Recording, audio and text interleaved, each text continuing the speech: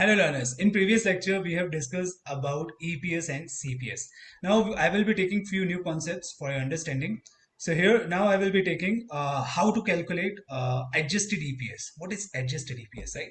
So we have seen how to calculate EPS. So formula for EPS is that is PAT divided by outstanding shares. If I want to calculate EPS, so formula is PAT divided by outstanding shares, right? Now, what is the PAT here? PAT is 150, right? And outstanding shares are 10 crore, right? So what is going to be EPS? EPS is 15. EPS is 15. Now, if you see here, so in this P&L account, we have shown sales. Also, we have shown profit on sale of fixed asset, right? And we have shown some expenses, right? We have shown some expenses, right? And here, if you see, PAT is 150 crore. Now, when we calculate adjusted EPS, now, so what we do, we remove non-recurring expenses or incomes from PAT. So if you see which will be the non-recurring transaction in this profit and loss account. So obviously you can see here this profit on sale of fixed asset is a non-recurring item. Why I'm saying this, that it is a non-recurring item? Just because it is not a business of company to sell fixed asset, right? What company has done a few years, company has purchased one asset. Now that asset is not working properly. So what company will be doing? Company will be selling that asset and company will be buying new asset. So let's suppose if company is selling that fixed asset, so company has earned profit of 50 crore, but this is not a business of company. The company is into manufacturing of FMCG product, right? So this is a non-recurring transaction. So what we do, we calculate adjusted EPS. Now, how you will be calculating the adjusted EPS? You have to remove the effect of non-recurring transaction from PAT. So this PAT, this profit on sale of fixed asset, you have to remove the effect of non-recurring transaction from PAT. So this PAT, this profit on sale of fixed asset is a non-recurring transaction, right?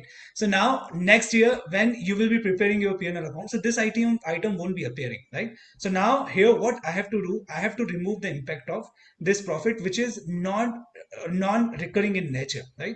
So I will be reducing this 50 crore from PAT, right? So what will be the numerator part? We will see. So PAT minus non-recurring transaction divided by outstanding shares we will be doing here. So PAT is how much? PAT is 150 minus 50 crore you will be doing and you will be dividing it by outstanding shares, right? So here what will be your adjusted EPS? Adjusted EPS is going to be 10, right? So same thing you will you can see here.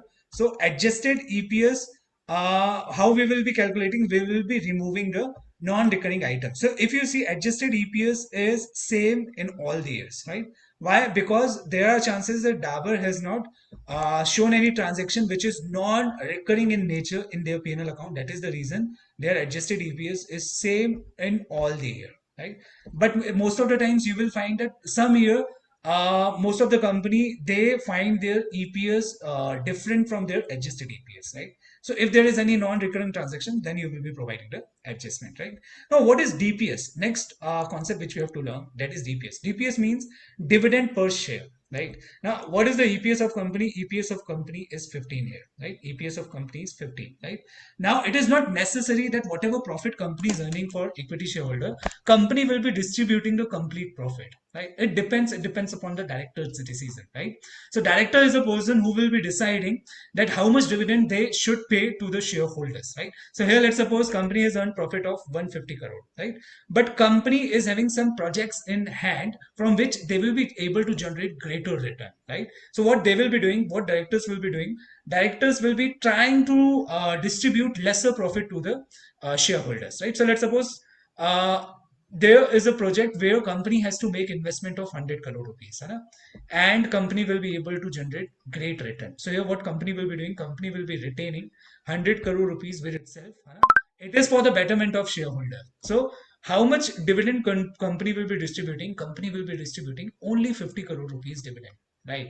So here you can see how much dividend company is distributed, 50 crore, and remaining 100 crore company is retaining with themselves, right? So here if you see EPS is 15 rupees, so company will be retaining 10 rupees with themselves, right? And company will be distributing only rupees 5 dividend. It means company is distributing one third dividend out of 15. If company is giving 5 rupees dividend, that is one third value, right?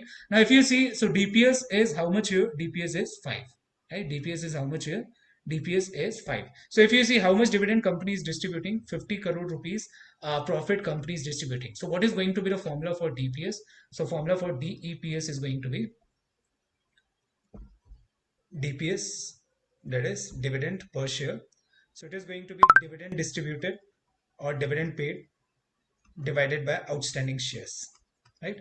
So how much dividend company is paying? Company is paying 50 crore rupees dividend, or company is distributing 50 crore rupees. Outstanding shares are 10 crore. So here DPS is going to be rupees 5 per share, right? So here company has calculated their DPS, that is 5 per share, right? Now what is adjusted DPS? Adjusted DPS is same. Now if I calculate this dividend value from this adjusted EPS, right? If I calculate dividend value from adjusted EPS, right? So what I will be doing, I won't be considering this win for 150 crore as a profit, right? For future years, let's suppose you are a finance analyst, right? And you want to focus that in future how much dividend company will be paying. So this is a non-recurring transaction. This will not occur, this transaction will not occur every year, right? So if you are forecasting that how much dividend company will be paying, so you will be removing the effect of this particular transaction, right? So what will be your new PAT? New PAT is going to be 100 crore, which we have calculated here by this formula. So new PAT is going to be how much? It is going to be 100 crore here, right? And now you have to calculate adjusted this EPS, adjusted DPS, right?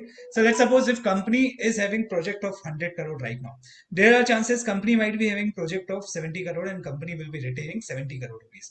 Now you won't be taking 150 crore as a profit, you will be taking only 100 crore as a profit. So how much retaining company, how much profit company will retain? 70 crore. So what will be the balance profit? Balance profit is going to be 30 crore, which is distributed as a dividend. Now if I calculate DPS, right? So what will be the formula of DPS? DPS is going to be PAT divided by outstanding shares. It is going to be PAT divided by outstanding shares. So PAT is 30 crore and outstanding share is 10 crore, right? So what will be DPS? Here DPS is going to be 3 rupees, right? So DPS is going to be here 3 rupees. So this is what a definition of adjusted DPS, right? So hopefully you got the concept related to DPS and adjusted DPS. Further concepts I will be discussing in coming lecture. So thank you. Stay tuned with us for better learning.